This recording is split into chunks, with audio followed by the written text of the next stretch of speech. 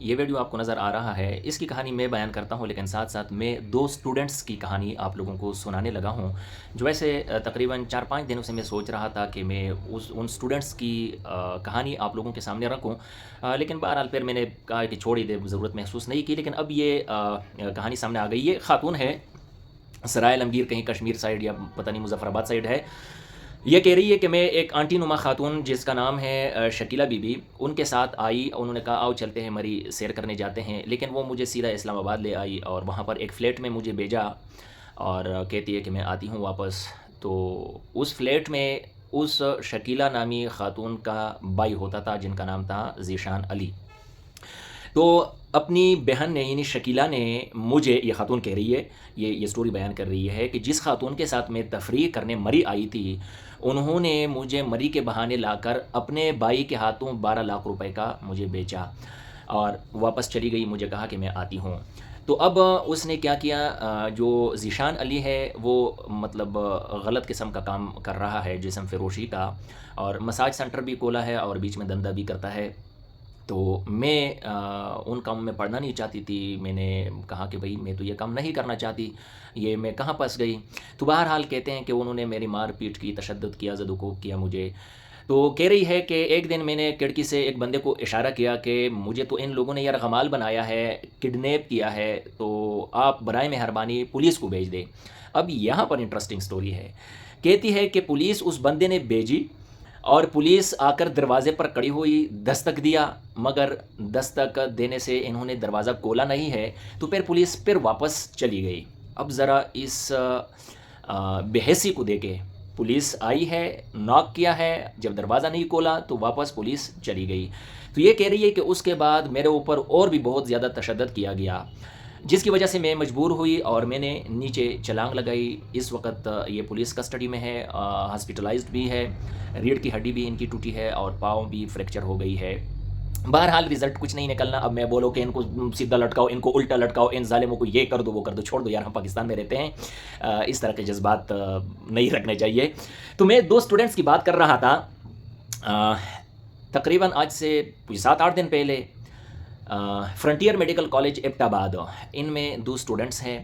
ایک میرا سگا بانجا ہے، بھتیجا بھی لگتا ہے، میڈیکل کے اسٹوڈنٹ ہے، بی ڈی ایس کر رہا ہے، اور ایک اور ان کا دوست بھی اسی کالج میں پڑھتا ہے، شاید مطیع الرحمان، مجھ سے نام ذہن، مطیع الرحمان نام ہے۔ ان کے اسپورٹس ویک چل رہا تھا، تو یہ سنڈے والے دن بھی کالج چلے گئے۔ تو کالج جب چلے گئے، پھر کالج میں انہوں نے جب اسپورٹس کھیلا، پھر کالج سے نکل کر جن لوگوں نے ایبٹ آباد دیکھا ہوگا، فرنٹیئر میڈیکل کالج دیکھا ہوگا، ان کو پتہ ہوگا کہ میں کس ایریا کی بات کر رہا ہوں۔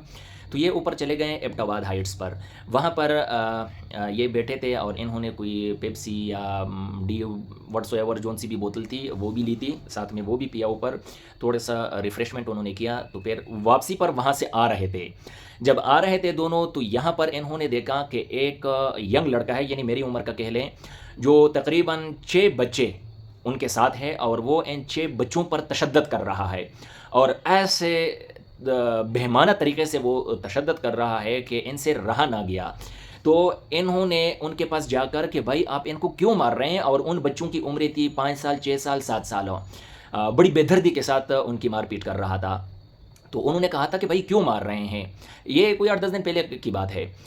تو اس نے کہا تھا بھائی تم کون ہو پوچھنے والے، انہوں نے کہا یار یہ ظلم ہے، بچے ہیں چھوٹے، یہ ان کو کس چیز کا پتہ۔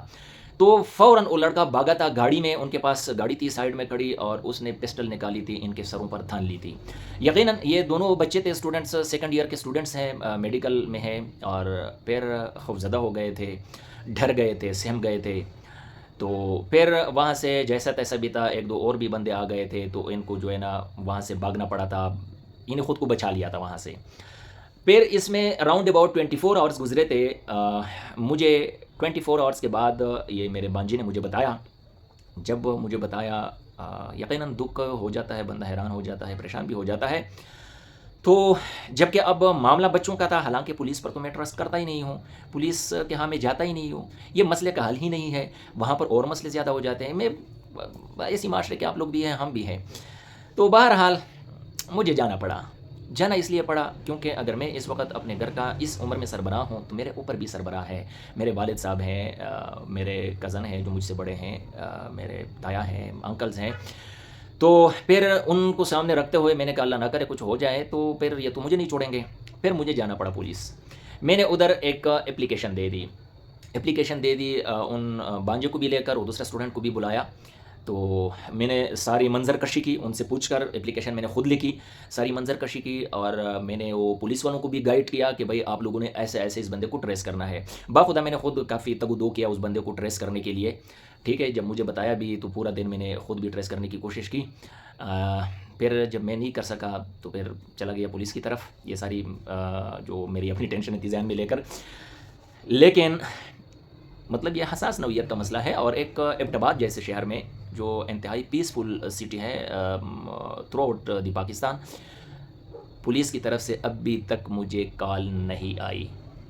اور میں اگر یہ کہوں تو میرے خیال سے کچھ زیادہ غلط نہیں ہوگا کہ انہوں نے اپنی جگہ پر بندہ ٹریس بھی کیا ہوگا، کیونکہ میں سمجھتا ہوں نا کہ پولیس جس کو ٹریس کرنا چاہے نا وہ زمین کے تہ تک چلا جائے نا، پولیس پھر بھی ٹریس کر سکتی ہے۔ یہ یاد رکھے، پولیس سے کوئی بھی چیز چھپ نہیں سکتی۔ فوج سے چھپ جائے گی، ISI MI XYZ دنیا کی تمام ایجنسیوں سے چھپ جائے گی، لیکن پولیس سے کوئی چیز نہیں چھپ سکتی۔ یہ یاد رکھے۔ آپ لوگ حیران ہوئے ہوں گے کہ اتنی بڑی بڑی ایجنسیز سے زیادہ فوقیت آپ نے پولیس کو دے دی۔ جی ہاں، میں نے دے دی۔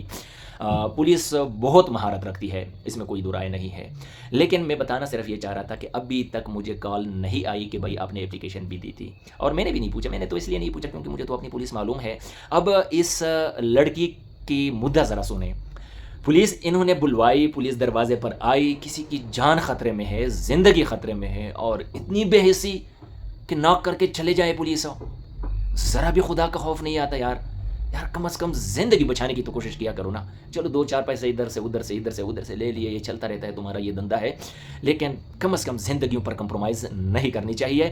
اور میرا تو خود یہ اصول ہے، میں ایمان سے بتا رہا ہوں، یہ نہیں کہ میں بہت بڑا کوئی تیسمار خان ہوں، لیکن معاشرے کو دیکھ کر میں نے یہ فیصلہ کیا ہے۔ میں اپنی لائف میں پولیس کی طرف نہیں گیا ہوں، نہ جاتا ہوں۔ ایک دفعہ گیا تھا، وہ بھی ان کے قانون پر ہنسنے کے لیے، ٹھیک ہے۔ ان سے کوئی امیدیں مجھے نہیں ہے، نہ عدالت سے امیدیں ہیں، عدالتوں پر اللہ مجھے مجبور نہ کرے، اللہ مجھے آزمائش نہ دیں، ٹھیک ہے۔ ہاں، ہنسنے کے لیے ان پر جاتے ہو تو جب یہ سارے خود غلام بیٹھے ہوئے ہیں۔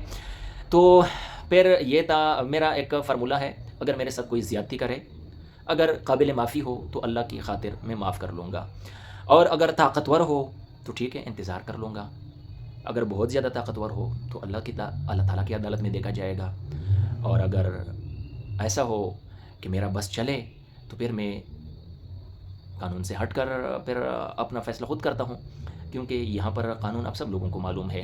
تو ابھی تک اگر چھوٹے موٹے مسئلے آئے بھی ہیں تو اسی طرح ہی حل کیے ہیں، جیسے تیسے بھی ہے، جرگے سے ہیں، سوال سے ہیں، منت سے ہیں، زور سے ہیں، زبردستی سے ہیں، لیکن ان لوگوں کے پاس نہیں جاتا، کیونکہ یہ بات سے بتنگڑ بناتے ہیں، یہ اور لوگوں کو مسائل میں ڈالتے ہیں۔ ویسے یہ کہانی سامنے آ گئی، آپ لوگ بھی سوچ رہے ہوں گے کہ بالکل کوئی نتیجہ نہیں نکلا، اس قسم کی گفتگو کی آپ نے، کنکلیوڈ نہیں کی، لیکن ایک درد آپ لوگوں کے ساتھ شریک کیا کہ یہ ہے ہمارے پولیس کی حال۔ میں یہی محنت کرنا چاہوں گا، اپیل کرنا چاہوں گا کہ خدا را کچھ بھی کرو، تم لوگ رشوتیں لیتے ہو، تم لوگ کچھ بھی کرتے ہو، لیکن زندگی پر کمپرومائز مت کریں، خدا کا واسطہ۔ مجھے اجازت دیجیے، والسلام۔